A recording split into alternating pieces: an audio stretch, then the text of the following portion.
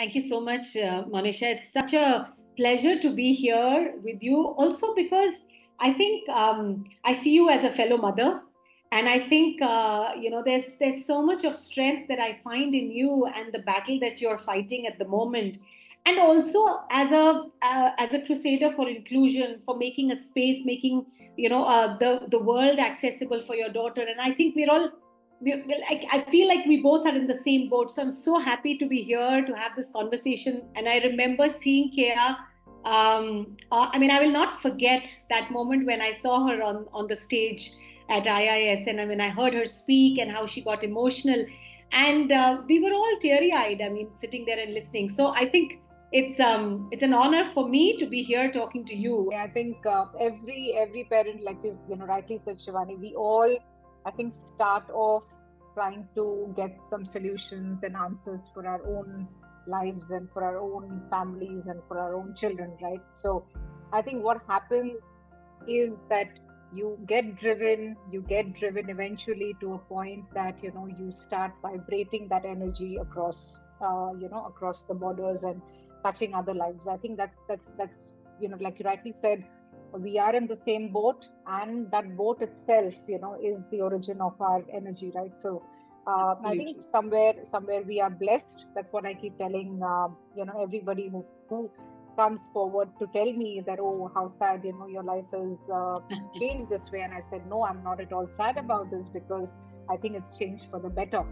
And if it hadn't, I would have continued to be the selfish self that I was, focusing on priorities, right? So absolutely, I Right. think you were spot on when you said that the territories match. But Shivani, I think somewhere uh, each of us have a very, very distinct approach, right? You have been, I think, pathfinding owing to your challenges, and that is what I wanted you to start with, by telling us a little about your personal background. How did your journey start as an inclusion crusader?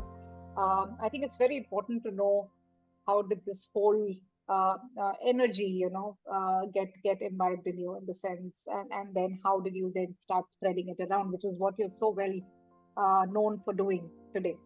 I remember when I was expecting my second daughter, Shreya.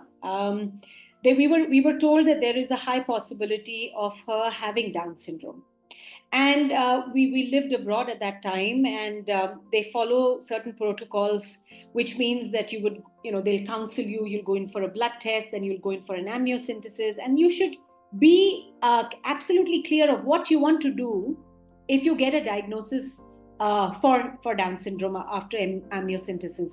And I think it was just at the spur of the moment that my husband and I looked at each other and we said, we're not going for any more tests because we want to have the baby. It's our baby, and it doesn't matter how the baby is, one leg less, one leg more, it doesn't matter.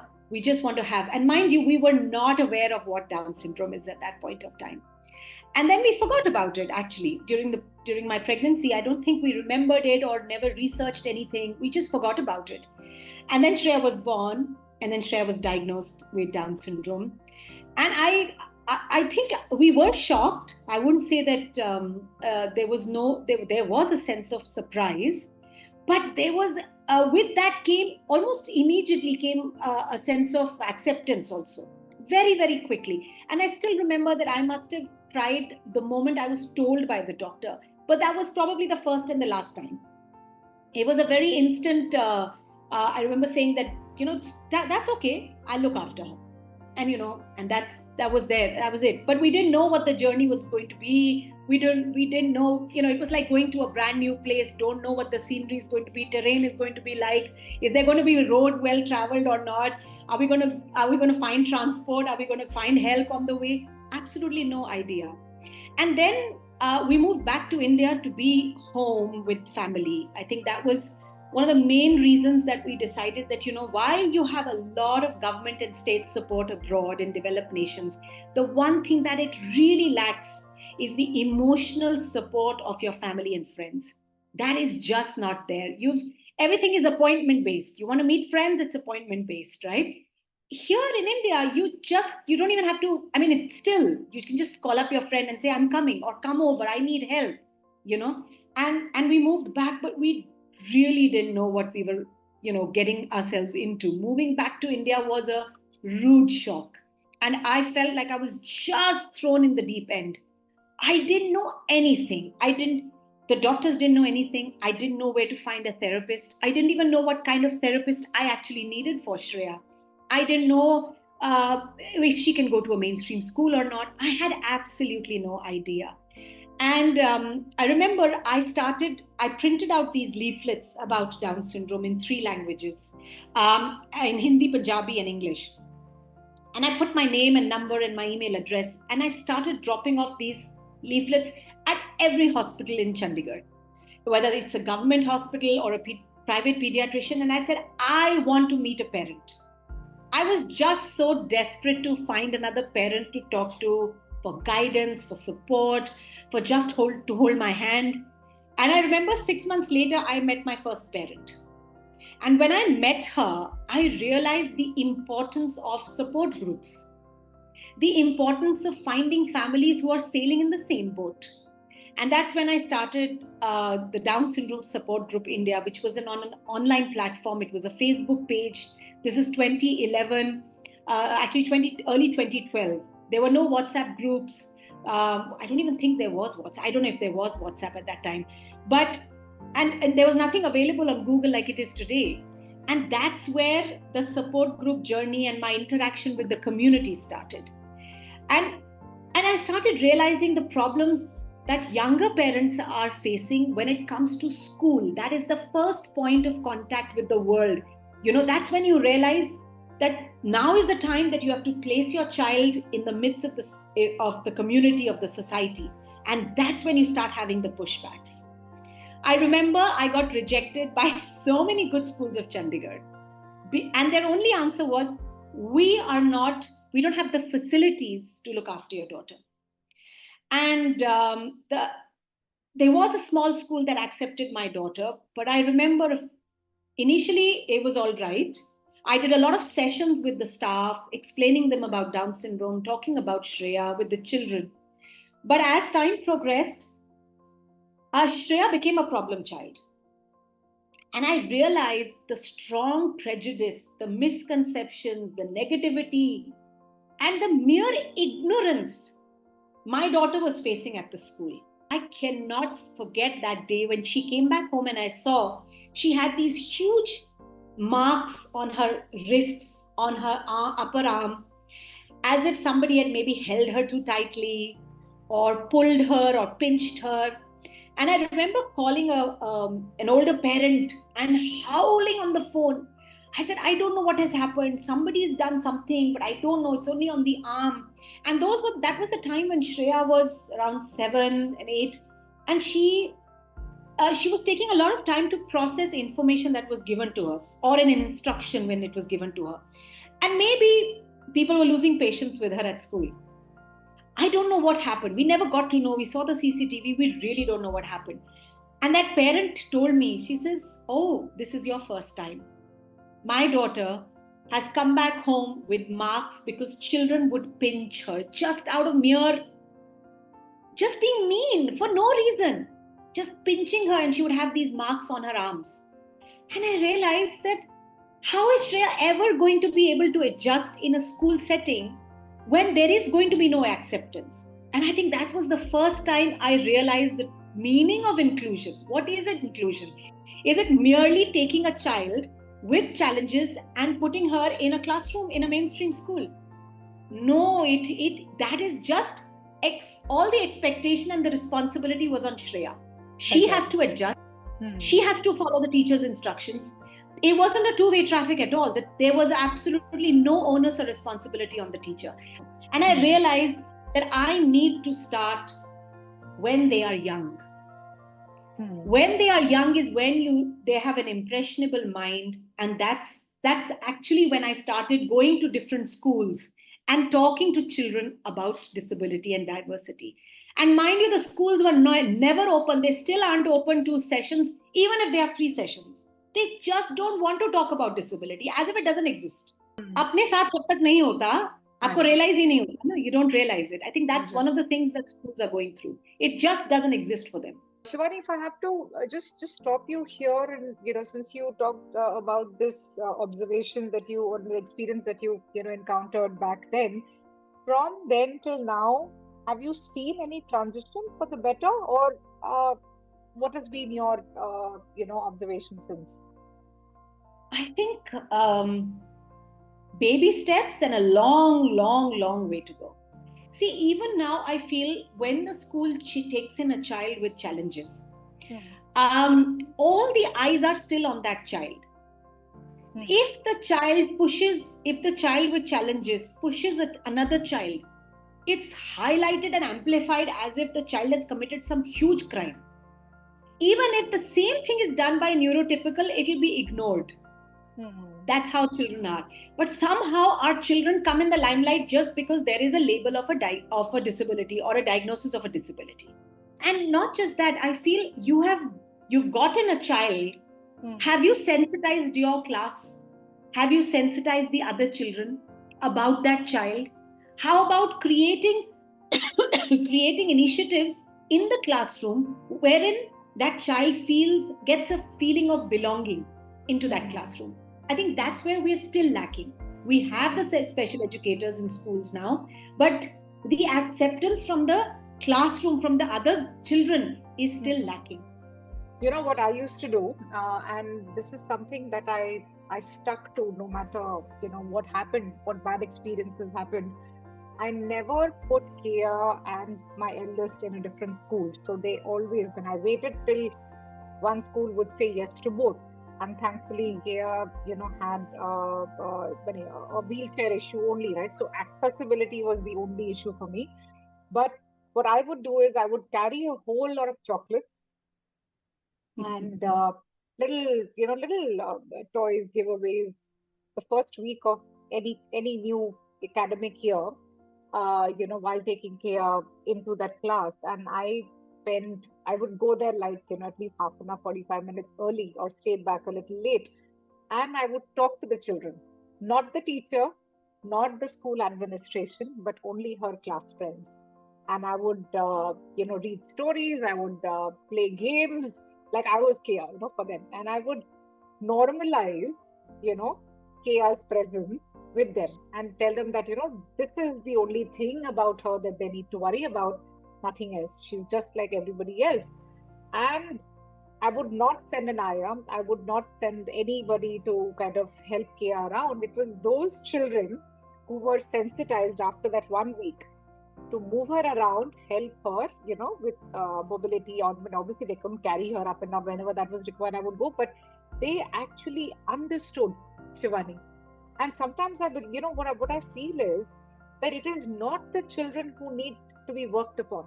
They are they're very open to hearing, listening, understanding, just like how a class teacher, when it disseminates a lesson, new lesson to them, right? But it is the school administration, it is the teachers, when you ask them for an official permission to have some sort of a seminar or a talk or something, they think it's one out of the way, larger than their syllabus issue for them, right? So, and that is how, one of these initial ventures that I started called Creative Vent of Mine started. And this is a problem that I faced both inside and outside the school. So, even hobby teachers, for example, art teachers, dance teachers, music teachers, nobody would want to take a child with disability, right? Because extra time dena padega and extra effort. So, I started having these group sessions in my own house by calling those teachers here. And I said, you don't have to worry. I will arrange everything. I'll get you a batch and I will sensitize everybody for you. You just come and impart like you're doing it, anywhere else. And that is how, little, like they say, little, ripples here and there. But normalizing is something that I learned to do first because nobody was going to do that for me. Nobody was going to Yeah. do that for Kia from the beginning. But this is very interesting. So you started your personal journey understanding the gaps in the system, right? And then the education phase began for Shreya. When did this turn into a more formal approach, this whole driving inclusion and the need for it? When did that become a more professional approach for you? I don't think there was any one defining moment when this happened. I think it evolved into a more formal journey and a more formal approach.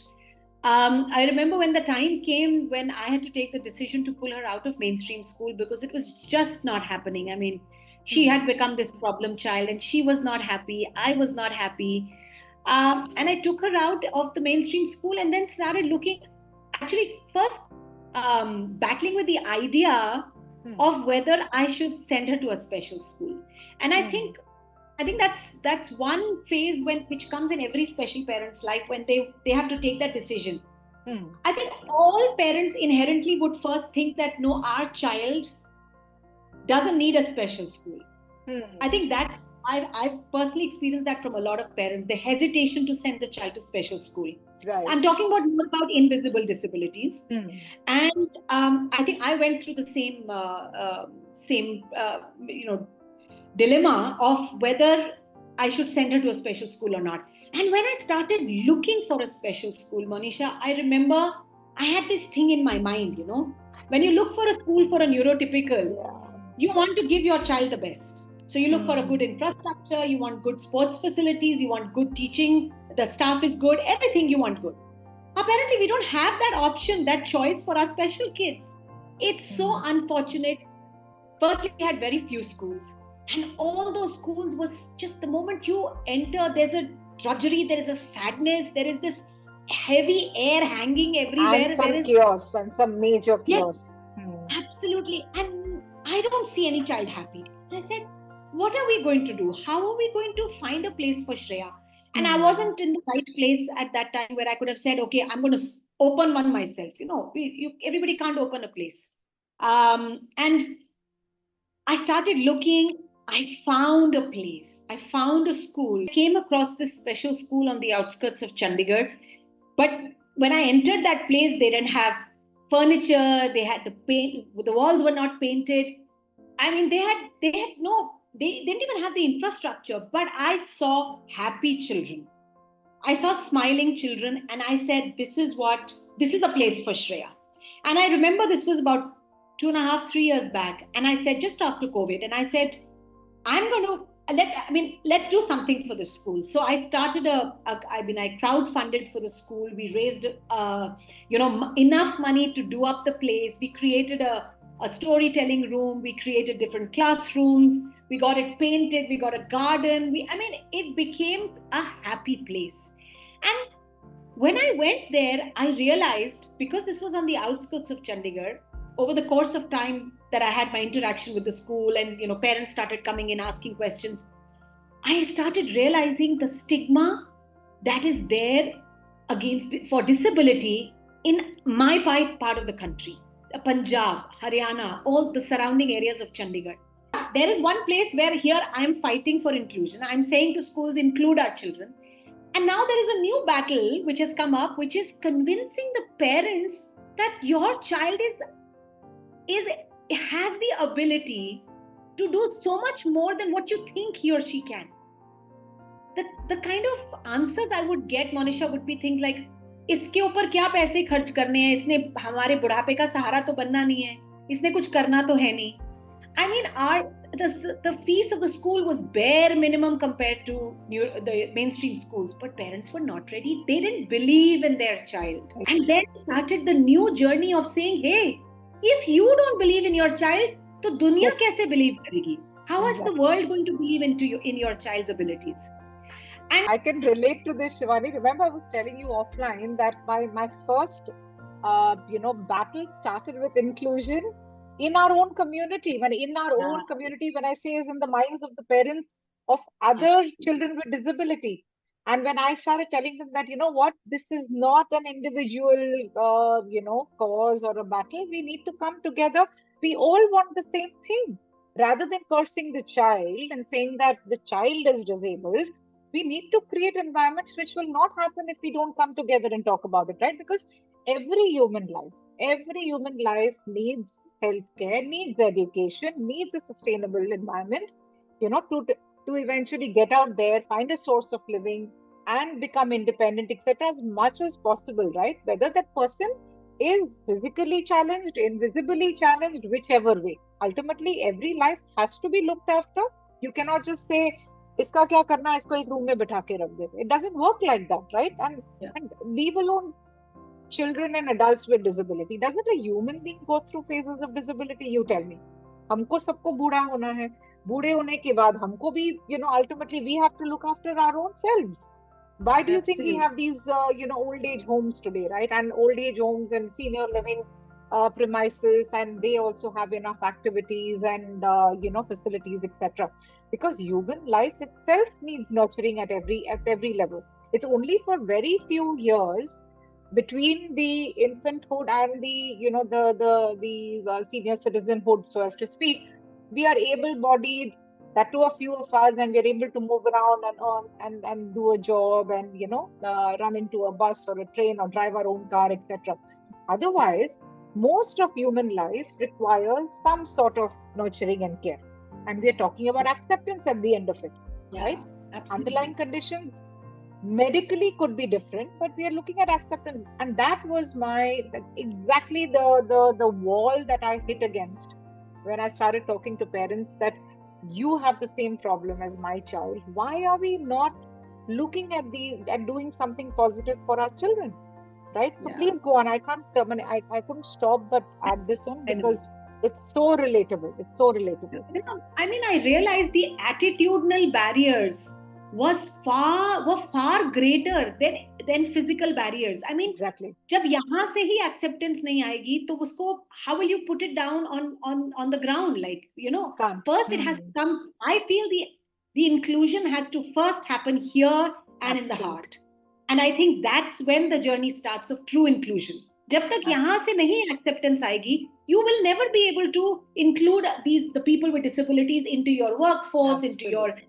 school life, in a playground, in a birthday Anywhere. party. I Anywhere. mean, I remember there used to be these coffee, mum's coffee meets or something like that, and I was never invited. I was never invited to one of those. And I remember how many times I've had boring coffees with mothers just so that their child would come and play with my child at home. Because Hmm. that was the only way to get her to have friends. But you realize gradually as you grow. I mean, I'm older than what I was 10 years back when I thought it was necessary for her to have friends. And today, for her, even the maid who comes home is a friend. Even the Absolutely. press bhaiya who comes is a friend who says hi to her and asks her how she's doing. Hmm. So we all, like, we grow, we mature, we evolve as individuals. And but yes, I mean, inclusion for me became extremely important. And the only way I thought that we could get over these prejudices or these barriers, especially in the mind and the heart, was through awareness. And I Absolutely. remember, that एक होता है मैं preach करूंगी कि you should accept disability to children in school, for example, and they're like you, they're more like you, then they're different, they all want love, they all want friendship. And the other way is to use this powerful, extremely powerful tool of storytelling to Hmm. explain them about diversity and the beauty of diversity, and Hmm. how our world is beautiful because we are all so different. Absolutely. And I thought that this is a very the power of storytelling, or the tool of storytelling, is so undervalued and so Hmm. underused in our country, I mean, in our society. And I realized that through stories, I would make them realize. I wouldn't even talk about disability. I Hmm. would just very smoothly, very slowly, gradually just bring in the idea of diversity and differences. And then Hmm. the children would themselves ask us questions. And I started telling everybody, I started telling schools that, listen, I am not doing you a favor. I mean, you're not doing me a favor by letting Hmm. me come and talk to your children. I Hmm. am doing you a favor by Hmm. coming and talking to your children about differences, about disability, because that's when they start to learn the value of gratitude.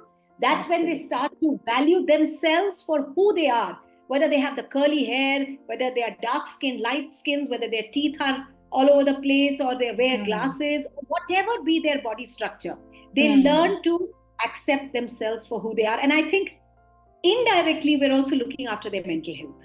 What you're Yes, doing is you are teaching them empathy, right? Empathy, absolutely. compassion, which are, I think, the prerequisites. And this is an amazing, this came out of this amazing series. The first leg of the podcast that we did was how empathy and compassion were the prerequisites required for creating inclusion, right? Because you cannot accept anybody if you're not sensitive. If you ask me honestly, Shivani, any child, when they are born kind, right? We all know Yes. this. They are born kind. And I think somewhere along the process of trying to educate them the way that we have been stereotypically doing, right? Which is not what you're doing. What you are doing is you're reinventing the wheel. But the stereotypical method of teaching them the alphabets, the numbers, and putting them into Mm. the mainstream school, you are actually depleting them of this kindness and the sense of empathy that the individual is already born with, right? And maybe somewhere one needs to question the curriculum, the way it is designed, right? And why this is being done, because at the end of the day you are releasing them into the world less empathetic, right? Less accepting towards another human being, leave alone what the human being is challenged with. And I think this aspect of storytelling, because this is what needs to be injected into the curriculum, and it is so missing. And I It's so think missing. Absolutely. and somewhere, I think the educational bodies, the schools, the colleges, etc., they need to institutionalize this method, not just create this as a talk or a session that they are having once in a while, but having this on a regular basis as a part of their syllabus. May not have exams around it, but at least make this a more institutionalized approach, because that is the thing that is completely Yeah. not there out there. And Yeah. maybe people like you, with the work that you're doing, can tell them the difference that has been before and the difference that has been noticed after. I'm going to ask you this very tough question, Shivani. Tell me, are you a storyteller by nature? Is that why you got Yes. pulled into this house? See, Yes. that's Yeah. that's a that's so amazing, right? That we, each of us individuals, we devise our own Yeah. sort of tools that we want to fight our battles with Right. abilities that we have honed over time, right? At the end of it. And tell me, how did that begin? Because this is very, see, this is exactly why I want to ask you this, because people feel that they are not equipped to uh, challenge, when they overcome a challenge, right? Because you don't know how, you don't know where to start, you don't know, and maybe you throwing light on how you use storytelling, because you have the ability of doing it in in your own process of trying to create inclusion, helped you today. So please tell us a little more about this, because let us exemplify to the others that they can pull out their own skills out of their own bags. I never called myself a storyteller till only about a few years back when I started using stories with Shreya. But if I take you a few years back when I was in my childhood, when I was a child, and I used to daydream a lot. So I used to build stories in my mind of how I would want things to happen, and it would just transport me into another world. And my grandfather used to tell us a lot of stories from the Reader Digest. And I remember, those were the days of cousins spending the summers together. Panch, panch, che, che. Das cousins, kabhi, kabhi, we used to be together. And our stories was very integral to our growing up. And then when I was when I was about 1920, I started working as a journalist. Very earlier on, I started working very early in my life. And journalism is nothing but weaving facts together into a story. And so my storytelling kind of continued from childhood into my work life, into my profession. And I worked with news channels here in India. I worked with the BBC for many years in London. And then I had my son, my older one, who was born in 2007. And Aviraj was born he was a very, very sick child. And for the first about 3 to 4 years, we didn't know what was wrong with him. We were just in and out of hospital. He would stop breathing. And he was born with a severe skin condition. So we couldn't really go out of the house during the day because he had these odd sleeping times. He would cry for hours and hours and hours because his skin, he had a very bad skin condition. And then we were in and out of hospital. So I think I found solace in books again for him, because there was no television, there was nothing, there was no internet or anything like that. And I read to him. We used to read so many books together because he couldn't go out. So the only way that I could connect him to the world was through books. And that continued for a few years, and then Shreya was born. And for the first 5-6 years of my son's life, we did not miss a day that we didn't read. There was not even a single day that we didn't read. And when Shreya was born, she got included into that regime of ours, which was a daily regime. And then I started to see that I could teach Shreya everything through stories. I mean, कोई ऐसी चीज नहीं थी जो मैं उसको एक कहानी के जरिए नहीं समझा सकती थी. There was nothing. Shreya has only gone for therapy for 6 months in her entire 13 years of life. And as a kid with Down syndrome, you need physiotherapy, you need speech therapy, you need OT, you need special education. But I think stories was the one that helped us to do all of these things. We did speech therapy through stories. We did physiotherapy through stories. There's so much of movement. There's so much of hands-on work with your hands in stories, doing actions. There's just so much you can do with stories. And also addressing some of her, behavior challenges. I also use stories for it. I remember once, I'll give you an example. I came back home and it was like very, very hot June, the month of June.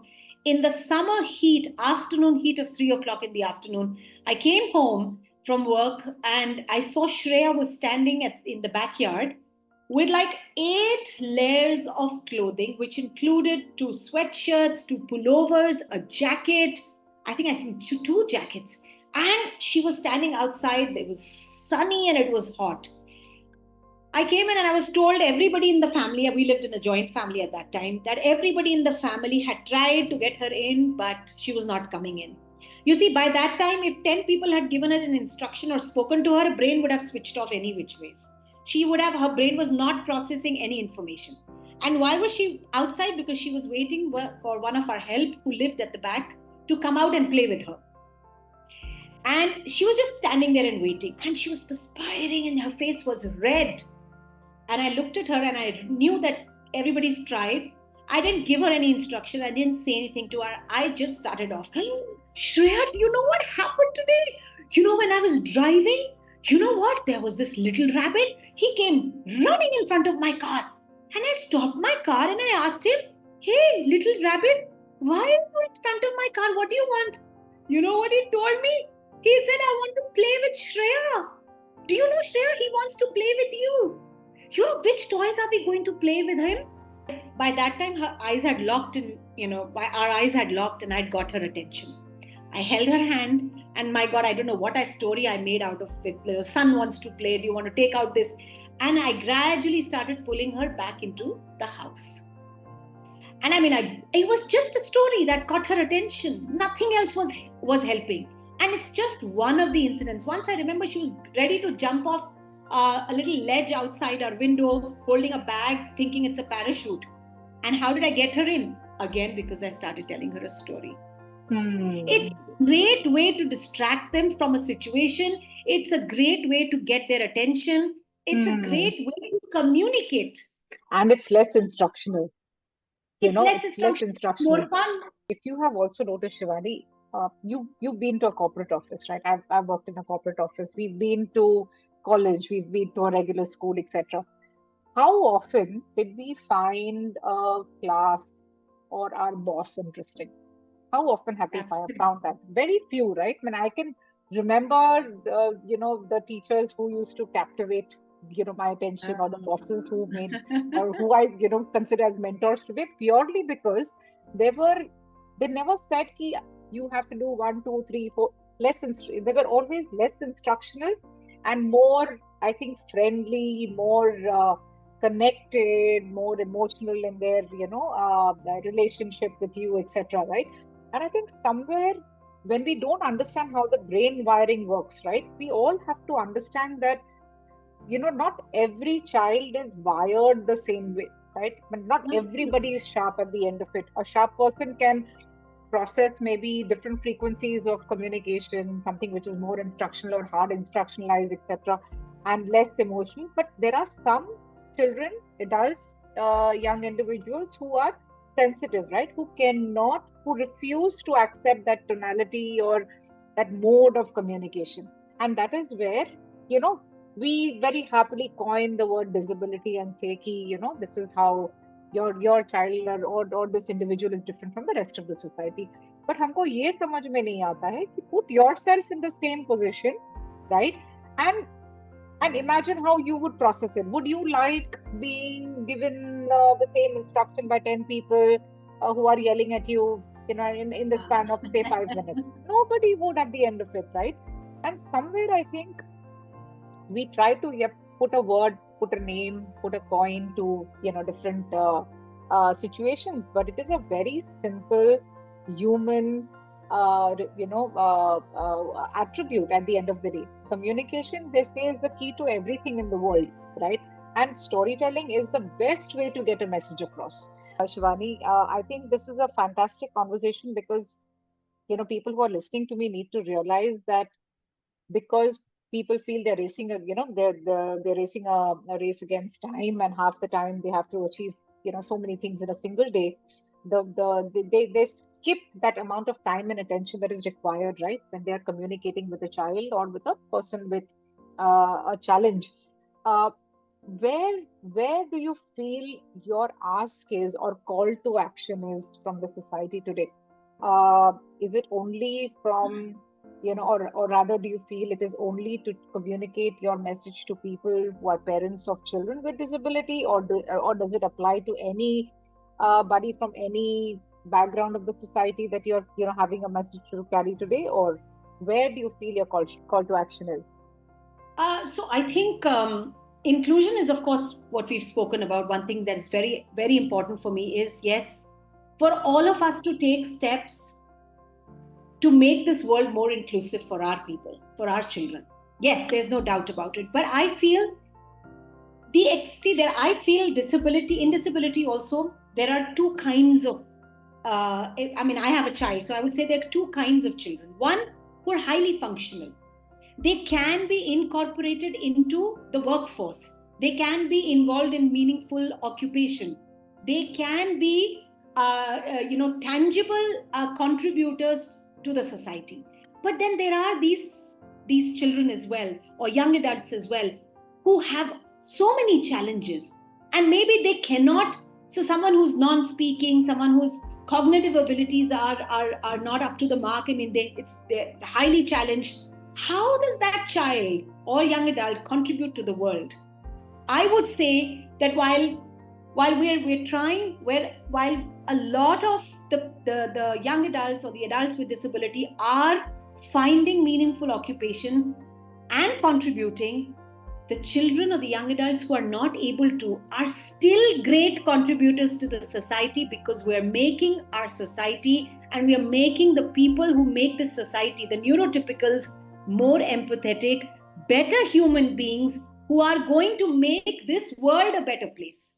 ऐसा नहीं है कि अगर कोई काम नहीं कर सकता, अगर कोई बहुत बड़ा आर्टिस्ट नहीं है, अगर कोई बहुत बड़ा डांसर नहीं है, तो उसका कोई कंट्रीब्यूशन नहीं है सोसाइटी में. My daughter has made me a different person. That lives that she has touched, those lives have also been transformed. We've understood the true value of happiness. It's about a butterfly fluttering its wings. It's about, Shreya picking up a spoon for the first time and eating a bite. It is about, let me give you an example. Shreya they were playing some game. I mean, this just happened 3-4 days back, so I was so ecstatic about it. And the teacher was playing tambola, and in the class, to help them understand numbers and everything. And Shreya had to write a number on the blackboard, which other students had to find on their chits. So Shreya wrote number 10, and the teacher said, "Oh, but we've already done number 10, Shreya." So she said, "Oh," and she looked at the board and she made another zero under the zero and made it 18. I cannot tell you the joy that gave me. It surpasses all joys of buying a house and a big car and everything. I mean, the little joys. We've learned to appreciate life. We have learned to appreciate happiness. And I want the society to do the same thing. The call to action is also this. Look how these children can transform your lives. Just allow them into your life. They teach you patience. You learn to pause. You learn to stop from all this life, the hustle and bustle of our lives. Who stops? I remember somebody was going down the steps and said, अरे हमें तो बहुत time लगेगा, पैर में चोट लगी हुई है, घुटने कमजोर हो गए हैं, some old lady, तो आप मेरे से पहले चले जाओ. And the first thought that came to me, ma'am, don't worry about patience. I have immense amount of patience. I And swear, I think they help us to become more accepting of others' views, others. Look at the world we live in. Nobody can even openly talk about their political views because it breaks relationships and friendships and family ties. absolutely. We have to become more embracing to others' views, to others' perspectives. We Right, may right. have our own perspective, but we need to get into the shoes of the others as well. And these children teach us all of this. And our Absolutely. society needs it today, Monisha, isn't it? That's what we need. Yeah, we really need levelers. We need, these elements of our humanity to, come out there and create the balance. Otherwise, trust me, this world is going to end much faster than than the way it is going, right? But this is, I think, the biggest message that you have left on the table, right? That we are not expecting to make anything out here, make anything of the individuals. I think the idea of accepting is to let them become whoever they want to be at the end of the day, whatever is going to keep them at peace, whatever is going to give them, a sense of individuality. I think if an individual is able to realize कि यार मुझे ये बन जाना है ये life में, I think that itself is a huge revelation, right? Which means that we are not creating acceptance with expectation. It's an unconditional acceptance, right? Absolutely. You need to include us, but please do not expect that, okay, once you include us, we are going to become XYZ contributors, etc. Shivani, Priya, and your entire family, right? Today we're talking about a family which is transitioned across the globe, across the society. You've created a place for yourself. You've created a place for your voice, right? Uh, how has this brought about whatever you needed for Shreya? And this is a very important question because it started out with that, right? At the end of it. So, do you feel that going forward, that mission is being accomplished, or do you have something more to work upon? I think I have a long way to go. I think there's still many milestones that I still want to achieve for her and for many like her. I think, and I don't. I have no. I don't have this rosy picture where I feel that in my lifetime I would have achieved everything. But I think yes, by the little efforts that we're all making, somewhere we're sowing the seed of compassion and empathy. And at some point, it will. When I work with children, especially, I feel कभी ना कभी कहीं ना कहीं जाके वो germinate करेगा. Whether when they become leaders themselves and they bring in this diversity into their workplaces, into their companies, somewhere it will germinate. For the longest time, the society has viewed disability as a problem, and it's going to take a lot of effort and a lot of time to overcome that. And they have always been so fixed on the disability that they've not been able to see the ability. And that is why we have to keep shouting out there that listen, they are able. If not all of them, some are. If they all of them are not able to get into your corporate world, there are others who are going to make you better human beings, right? There is no right or wrong of being, right? There is no right or wrong, and we're all so unique and different, and that is what makes this world beautiful and vibrant. And that is what I will keep talking about, because for me the attitudinal change, removing the barriers in the mind and the heart is much more important than any other field, than any other. I mean, that's where my focus lies. Biggest ask that you have from the society that I'm hearing is to change your attitude, right? Change your attitude towards diversity, and inclusion is not going to happen unless and until you create empathy and compassion in your life, right? Inside your personality. Any other parting message, Shivani? I've had a very fulfilling discussion with you, honestly, because I know how large this subject is, right? And people I think out there who are working in this domain, and the rest of us, from the outside, who are trying to look at people who are in action, they feel that okay, इनके पास सारे answers won't, definitely होगा. They must be having, some magic wand to create solutions, but it isn't like that. I think we're taking every day as a challenge. We're trying to, ensure that it's slightly better than the previous one, and we are touching more lives, and we're trying to affect it positively. I think that's how my journey has been. But any other parting words, Shivani? One more thing that I'd like to touch upon before we leave is also that we're hearing a lot about DEI in corporate world. Yeah, it's like the Hmm. buzzword. Everybody's talking about it, and just sharing a little story here. My husband has a startup, and we're very new. We're still struggling, and we just happened to come across a family who was looking for employment for their child who had challenges as an adult, and communication challenges, image challenges. I mean, some self confidence issues. And we said, okay, let's give it a shot. And we hired him for like 2 hours a day, and he wouldn't switch on his video, and he wouldn't communicate. He wouldn't be able to. I can't share. I can't. There was barriers of communication, and everybody like हाथ खड़े कर दिए सबने office में. Ma'am हमसे तो नहीं होगा, मैम उसके साथ बहुत टाइम लगता है, मैम नहीं हो नहीं पाएगा, we can't find work for him. And I realized, because I suddenly was on the other side of the fence. Like here I am talking, telling corporates कि भैया hire करो, you'll make your workplace so much better. There's so much to take away from these people, from these children, from these adults. And here I was on the other side trying to include somebody in my workplace. And I suddenly realized that it's not about just hiring an individual with disability. It's not that. Most corporates and many companies fail at this because what they do is add diversity and stir. It's like a term, right? Add diversity and stir. So you pick up someone who has a disability, throw in some training, and you've done your job, right? You're an inclusive environment. But that is not. You're expecting that individual to somehow fit into your environment and your workplace by making no changes in the workplace or the culture of the organization.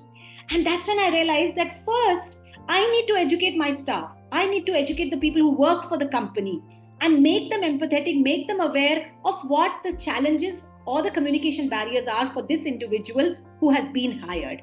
And that's when you will do a good and a wholesome job, not just hiring. So that's another thing that I wanted to talk about, that while corporates are trying, but maybe they need to think of more innovative ways to include people with disability, not just Absolutely. expect them to integrate. अपने आप हो Absolutely. जाएगा, अपने आप नहीं Absolutely.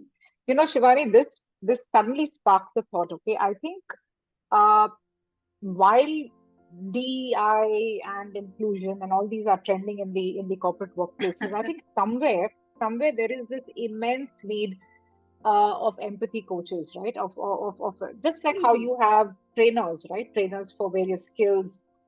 You have these training courses which are laid out in a curriculum in a corporate workplace in a year, that you have Hmm. to attend so many hours of training, and be it in developing your software skills or your team building skills, etc. You have these various KRAs.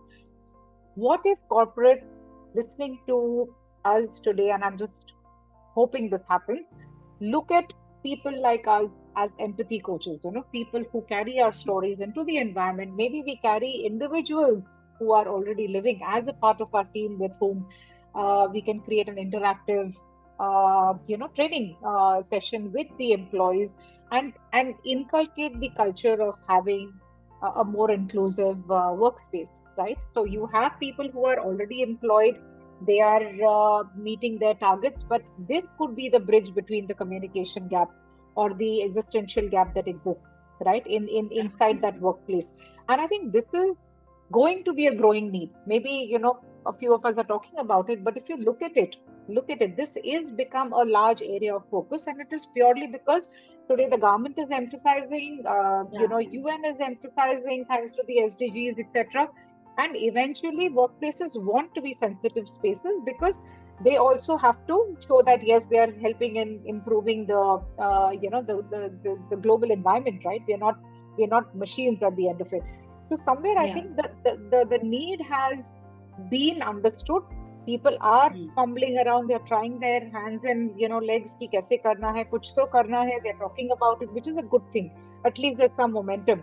And somewhere Mm. we have to come up with not just ideas but even solutions, right? So Shivani, while we have these discussions, and trust me, this is not going to be the first one, we're going to keep on coming back and forth, and I think we should have more of these exchanges. So thank you so much for humbling my request, and maybe meet soon.